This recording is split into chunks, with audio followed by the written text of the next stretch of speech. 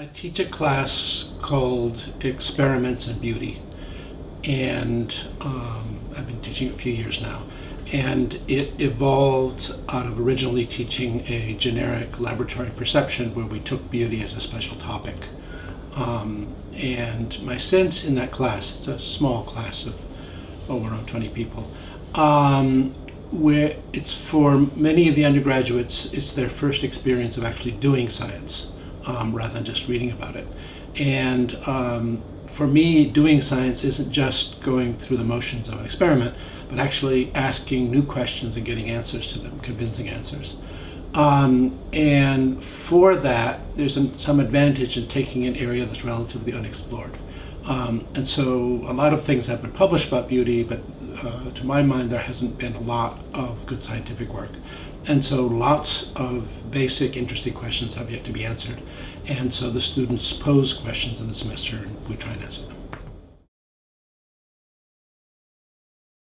I'm very fond of Kant's book. He wrote about beauty twice. First in a self-contained book as a young man, and then in his treatise on subjective judgment. And the latter is much harder going. But the early part is I often assign it to my class.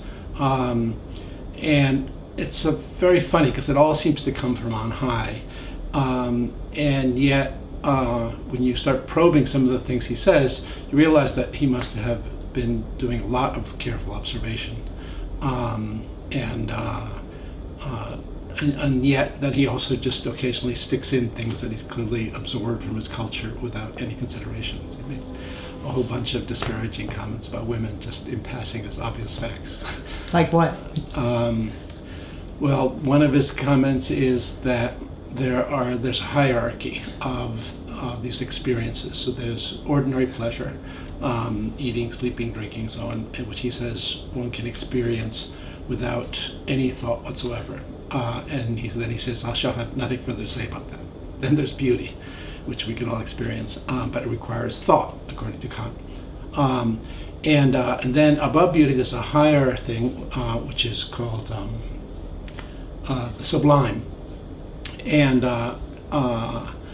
other authors distinguish sublime by including fear. He doesn't make much emphasis on the fear part, but he does clearly say that there's a hierarchy, and he says that women basically can appreciate beauty, but it's very unusual for a woman to be able to appreciate the sublime. And then above the sublime, he has yet another higher category, which he says is inhabited by Euclid, and you get the impression that there's this false modesty. He thinks of Euclid and himself. The things that have been published about beauty tend to be trying to specify what characteristics of the stimulus make something beautiful. Yeah. I think that's fine, but I think it's going to be a very long, very uphill road, because if you can explain beauty judgments, beauty judgments underlie, I think, all of our most important decisions. And so you would then be able to explain all of the important decisions of a craftsman or someone making judgments where beauty is more abstract. And the notion that a short list of rules is going to explain all of that seems to me not realistic. So people have noted, for example, that faces tend to be more beautiful if they're more symmetric and so on. And that's fine, but my interest is more in trying to understand what the experience is.